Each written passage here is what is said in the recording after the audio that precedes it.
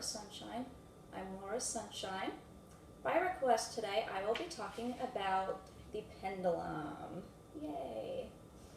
The pendulum has been used for at least hundreds and hundreds and hundreds of years. The most popular use back in the day for the pendulum, believe it or not, was predicting the gender of a child in a pregnant woman. If it spun one way, it was a female. If it went another way, it was a male. Today, we use the pendulum for divination methods, in addition to other methods such as tarot or oracle or just general psychic readings in general. Excuse me. The pendulum is a fairly simple method to use, and as I have told you guys a little bit, I am still a beginner at this.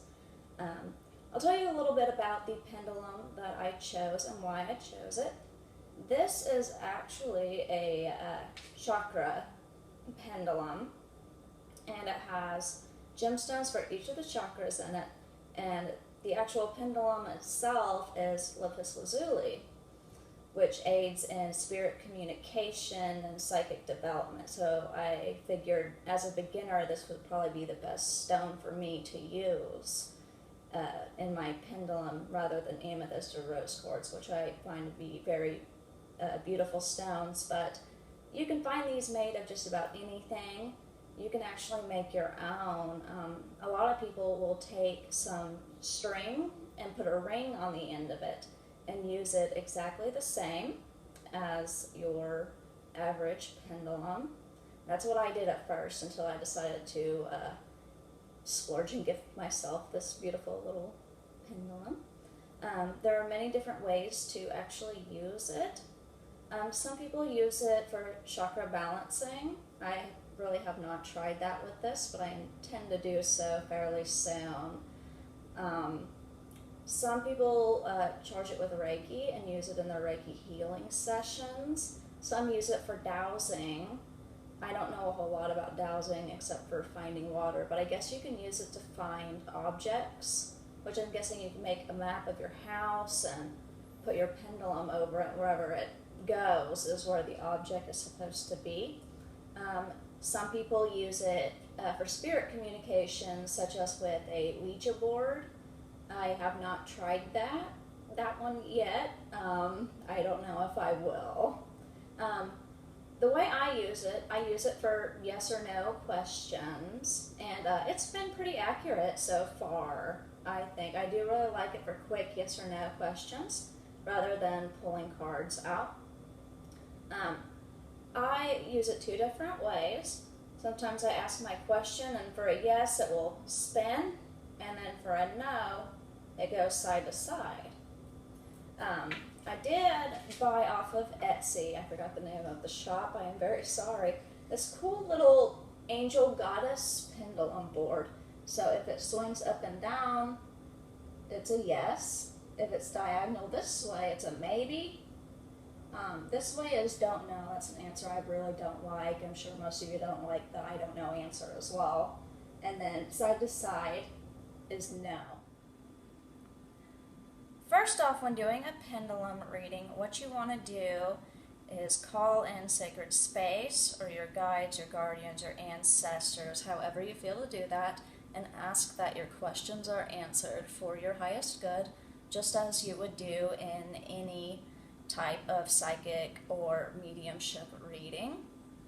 And then what you do is you get your pendulum completely still, which can be a little difficult because we move a lot by nature. And then you ask your question, and then your pendulum moves. So what I'm going to, first I'm going to call in sacred space by asking that my spiritual tribe is here with me during this reading, and the information provided is for my highest good. So the question I'm going to ask is it going to rain tomorrow? And just wait. Keep your hand still. And it picks up. That's a big no. It's not going to rain tomorrow. I haven't checked the weather, so I don't really know if it's going to rain tomorrow. not. So that's one way. Another way, like I said earlier, I use it two ways. Sometimes I use that way, or I'll use the sideways no and then the circular yes. So what I am going to ask is, I would like to know if my name is Laura. You see that circle going? That's a yes. When starting out with using pendulums, it's good to figure out the directions. If you read a book, it'll tell you ask a simple question like, like I just did, is my name Laura, to figure out what yes would be. And then ask it, is my name Adam? And when I did that, it also said no when I first got it. So I learned the yes is circular for me and no is side to side, but it may be different for you because your energy, your tribe's energy, and your pendulum's energy will be a little bit different. When picking out your pendulum, it's very important to really choose what resonates with you rather than just what is beautiful.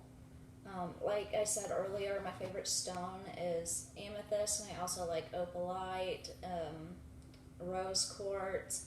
I'm not a big fan of this particular stone, but it really resonated with me. And if you look at it or feel it, this I ordered online, but I saw it and it really resonated with me. So in that instance, you know that it's going to work with you. And when you get it, just really set your intention with it. You can charge it in the moonlight, or if you want to, like a full moon, the blood moon even, as long as the energies are okay with the moon. That last moon, I didn't charge anything due to the chaotic energy. And it's the same thing if you decide to make your own with a string and a ring, or just your homemade thing. Just set your intentions with it, charge it. You can use Reiki to charge it, use the moonlight, essential oils, calling in guides and angels, just whatever your personal method is. A lot of you said that you were interested in using a pendulum, and I would definitely say to try it. I love using it. Like I said earlier, it's really great for quick yes or no questions, and it's been very accurate for me. So definitely check it out. Just find whichever one resonates with you, ask it some questions, and you will be well on your way to being a professional pendulum user.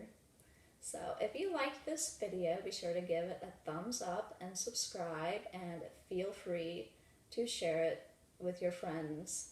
Thank you.